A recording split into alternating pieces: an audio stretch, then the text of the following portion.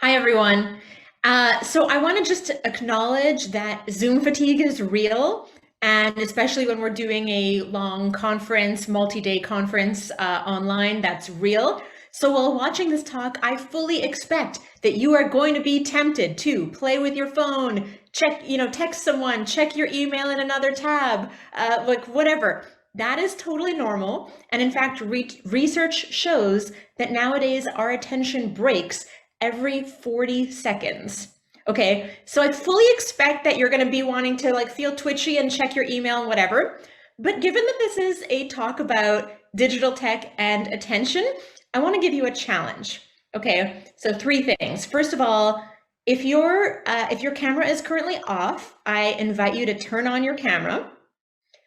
And then I invite you to put your hands in view of your camera. So you can like rest them like this or whatever, and keep them in view of your camera so that you cannot go off and play with your phone or like, type on your keyboard, whatever, DM each other. Okay, maybe keep them like this. And then every time you become aware that your attention has fragmented, you're feeling twitchy, you want to check your email, whatever, you can do that if you choose. That's fine. Just get a piece of paper, pick up a pen, and whenever you feel that way, make a little mark on your paper, okay? So that we can then keep track of how many times attention fragments. And please have zero shyness about this. I fully expect all your papers to be full of little notches by the end of this. I will be 0% insulted, okay? So this is a little game we can play together over the next 19 minutes. Okay. And we'll check in periodically throughout this talk to see how many lines you've got and how you're feeling. So, okay, I want to start by telling you about a pretty distressing experience that I had one morning while I was sipping my morning tea about a year ago. I was just sort of waking up, drinking my tea, and had a million tabs open on my computer. Had my Gmail, had my Facebook, had my, news, etc.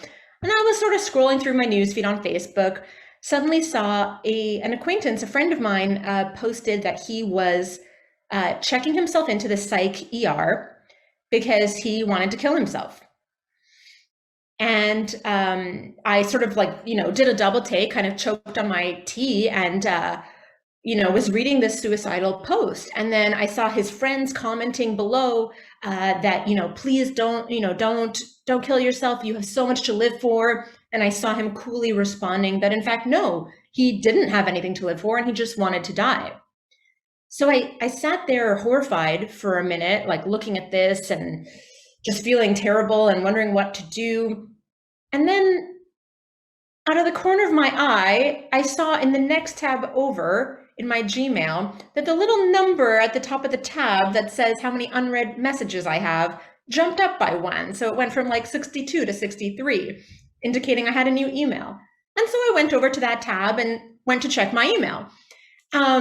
It was a totally pointless, irrelevant, unimportant email. But, for a couple of minutes, then I was rooting around in my Gmail. A few minutes later, I realized something was really messed up here. Like, how did it happen that I permitted my attention to get diverted to this totally unimportant thing when I had this burningly, morally important thing in front of me, the suicidal post of my friend? And I was sort of wondering, like, am I a terrible person? What is wrong with me that I allow that to happen? But then I sort of started to wonder about this more broadly because we know that we've known for a long time that digital tech is shortening our attention spans and making us more distracted. But what if it's also degrading our capacity for moral attention, that capacity to notice the morally salient features of a given situation so that we can respond appropriately and, let's say, help our friend when they're suffering and need help? So this idea of moral attention goes back a long time, at least as far as ancient Greece.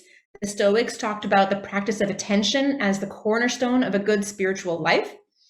But in modern Western thought, ethicists didn't focus very much on attention until the French philosopher and Christian mystic Simone Weil came along.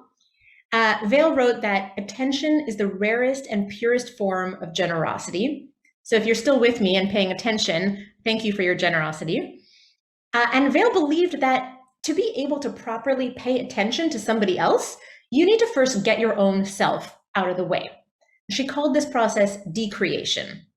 Here's a quote from her. She says, "Attention consists of suspending our thought, leaving it detached, empty, ready to be penetrated by the object.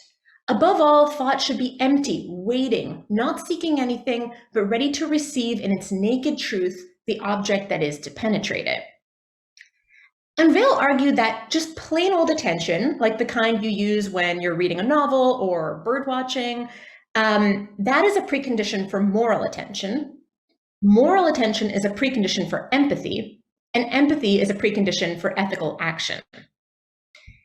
Later on, philosophers like Iris Murdoch, Martha Nussbaum, Nell Noddings, these feminist Western philosophers, they picked up and developed Simone Weil's ideas. They garbed them in the language of Western philosophy, like you can see Murdoch appealing to Plato as she writes about the need for unselfing, for example. But this central idea of unselfing or decreation is maybe, I think, most reminiscent of Eastern philosophy. You know, as we know, Buddhism has long emphasized the importance of relinquishing our ego, training our attention so we can perceive and respond to other people's needs. And it's offered tools like mindfulness meditation for doing exactly that. And it's also true in Taoism, which includes the practice of fasting the mind. There's this idea that instead of listening with your mind, you should listen with your energies, because the mind stops at what it can label, but the vital energy, it is an emptiness which awaits the guest of beings. And when I was talking to Bev McGuire about this, she pointed out to me that the idea that you should practice emptying out yourself is really totally antithetical to social media, right? It's the opposite of it. Facebook, Instagram, all of those are about identity construction. You're always adding more words, images, videos, thickening the self into a brand. So to go back to Facebook for a minute, and the example of my friend who posted that suicidal message, what was happening really that day that I got distracted from his message and went to look at my Gmail instead? I called up Tristan Harris to ask him. He used to be a design ethicist at Google. He now leads the Center for Humane Technology.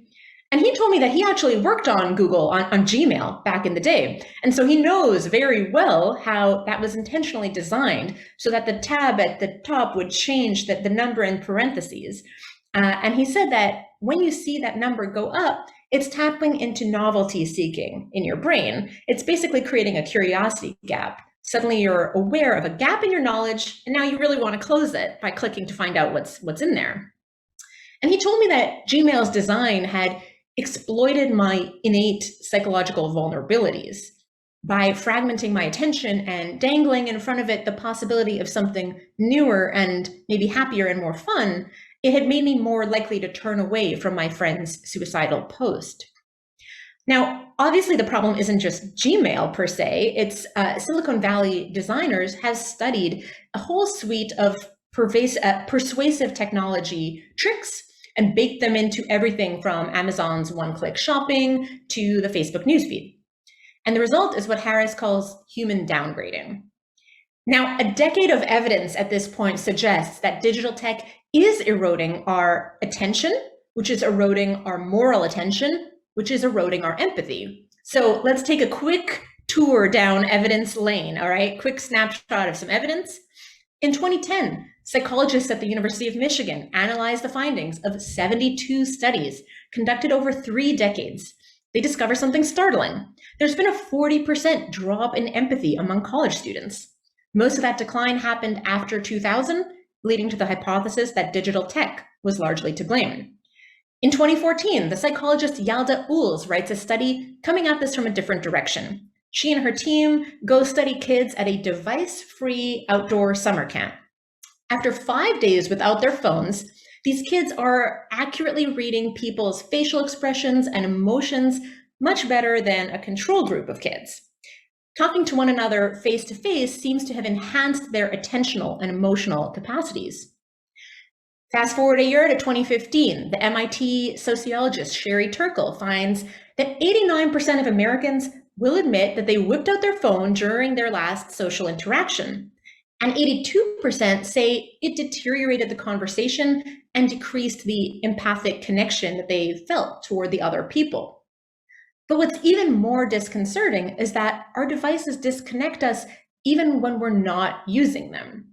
Studies of conversation show that when two people are talking, just the mere presence of a phone on a table between them or in the periphery of their vision changes what they talk about and the degree of connection they feel. People tend to keep the conversation on topics where they won't mind being interrupted. They don't feel as invested in each other. And when I hear data points like this, I kind of can't help feeling like we're living in Simone Veil's nightmare. I want to pause here to check in for a brief second. I want to know how many of you have been finding yourselves feeling a little twitchy. Are you, nod if you found yourself feeling twitchy at this point so far. Yeah. Okay. See some nodding, see some thumbs up. Totally normal. Glad, we're being honest. And does anyone feel brave to show their piece of paper and show how many little lines they have on their piece of paper yet? I'm gonna take a look through gallery view. Okay. Oh yeah. Wow, Liz has 0. I'm impressed. Okay, Devin has like 7. Yeah, that's probably more like what I would have. I would probably have like 12 by this point. Okay. So thank you. I want to just zoom out now from the personal to the collective, because this isn't just a problem for us as individuals, it's very much political too. So digital tech doesn't only erode our attention, it also divides our attention into separate information ecologies, so that the news that I see is different from the news my grandmother sees. And that has really profound effects on what each of us will end up viewing as morally salient. So to make this really concrete, just think of the recent US election. While Trump was racking up millions of votes, I know a lot of liberals who are wondering, how can all these voters possibly be voting for a man who put kids in cages and enabled a pandemic to kill hundreds of thousands of Americans, etc.? How can these people be so stupid? Aren't they seeing the same information I'm seeing? And the answer is they're not. Because Trump voters inhabit a different corner of the information ecosystem, they've been seeing a really different version of reality over the past 4 years. And that's because social media profits by putting each of us into our own information bubble. It's pretty easy to understand why. Let's say you could choose between 2 types of Facebook feeds. One that constantly gives you a more complex, nuanced, more challenging view of reality, and one that constantly gives you more reasons why you're right and the other side is wrong. Which would you prefer? Most people are going to prefer the second feed, what's called an affirmation feed. And that makes that option more successful for the company's bottom line, their business model. But there are real consequences to these information bubbles, and the fact that Facebook's algorithm, say, prioritizes content that triggers negative feelings like hate, has consequences for Rohingya Muslims who get killed or displaced from Myanmar, has consequences for people in Sri Lanka who become subjects of violence, and has consequences for Americans in Washington, D.C. this January 6th, like me. Now, I know some people are listening and are going to say, like, hold on, is it really fair to blame all of this on digital technology? There's a couple of common critiques that tend to arise in this context. Critique number 1 is it's the user's responsibility to manage their own intake. Like, it's not all on the companies. We need to stop being so paternalistic. And I think that would be a fair critique if there were a symmetric level of power between users and tech companies. But the companies understand us better than we understand them, and I think better than we understand ourselves, because they've got supercomputers with billions of dollars of compute power testing out exactly which colors, sounds, and other design elements are best at exploiting our psychological weaknesses in the name of holding our attention. Compared to that sort of AI, we're all as vulnerable as kids, Harris argues, and kids need protection. Critique number 2 is to say, okay, yes, technology may have caused some problems, that's not good, but hey, tech can also fix them. Why don't we just build tech that enhances moral attention? So I put that question to Tenzin Priyadarshi, who's the director of the Dalai Lama Center at MIT.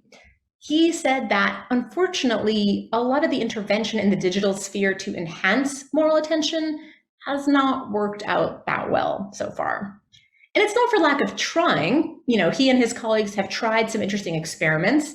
They designed this app, Mitra, that prompts you to identify your core values and track how much you acted in line with them every day. And I tried out the app myself, and for a few days it worked really well because I told the app I value family, and so it kind of reminded me of that every day, and I felt like, okay, yeah, now I'm remembering I should call my grandmother more often. The problem is I quickly forgot all about the app because it didn't send me push notifications reminding me to log in every day. It didn't congratulate me when I achieved a streak of consecutive days.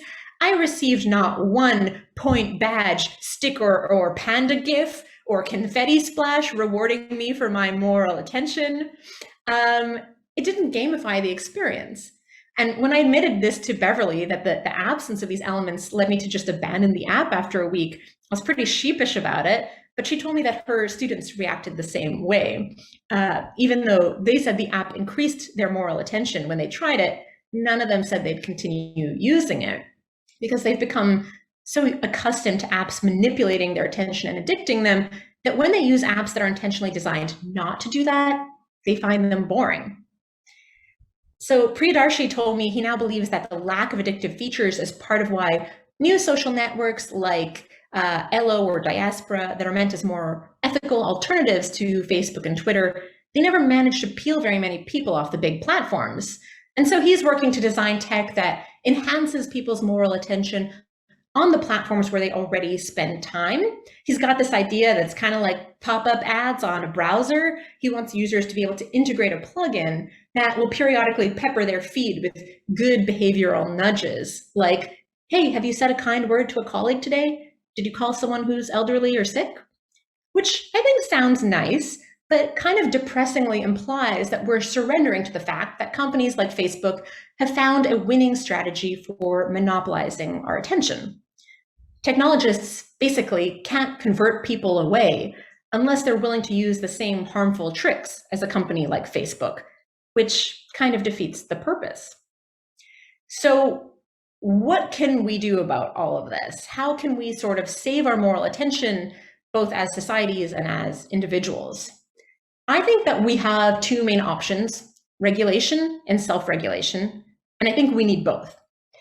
On a societal level, we have to start by recognizing that big tech is probably not going to change unless the law forces it to, or it becomes too costly not to change, either financially or reputationally.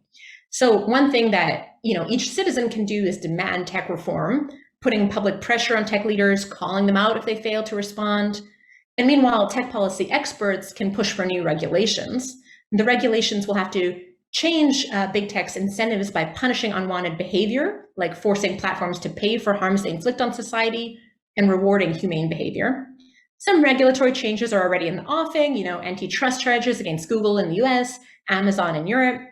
And I think changing the regulatory landscape is crucial because the onus can't be all on the individual, me, to resist an incredibly irresistible machinery. But we also can't just wait for the laws to save us. Digital tech just moves too fast for that. By the time policymakers come up with mechanisms to regulate, the tech has already jumped like 10 years ahead. So even while we seek regulation of big tech, I think we as individuals need to learn to self-regulate, to train our attention as best we can. And that's the upshot of Jenny Odell's book, How to Do Nothing, which I really recommend. It's not an anti-technology screed. She doesn't urge us to simply quit or flee Facebook and Twitter. Instead, she urges us to try resistance in place. She says we need, quote, not a once and for all type of quitting, but ongoing training. The ability not just to withdraw attention, but to invest it somewhere else, to enlarge it and proliferate it, to improve its acuity. And Odell describes how she's trained her attention by studying nature, birds, plants. There are many other ways to do it, from meditating, like the Buddhists recommend, to reading novels, like Martha Nussbaum recommends, to doing the exercise that you all just did by making note of every time your attention fragmented while you were listening to me. So to wrap up, I just want to check in with you one last time. Anyone want to unmute quickly and shout out how many times their attention fragmented, how many lines they've got on their paper? I've got 7. 7. 6. 10. I see 10 from Devin. I've got 8. You got 8. I'm frankly pretty impressed with all of you. I feel pretty certain that I would have had like 50. I forgot to do it. My precious, yeah. my precious. Thank you all for humoring me, and I'm pretty impressed with the attention you gave, which was generous. So thank you very much.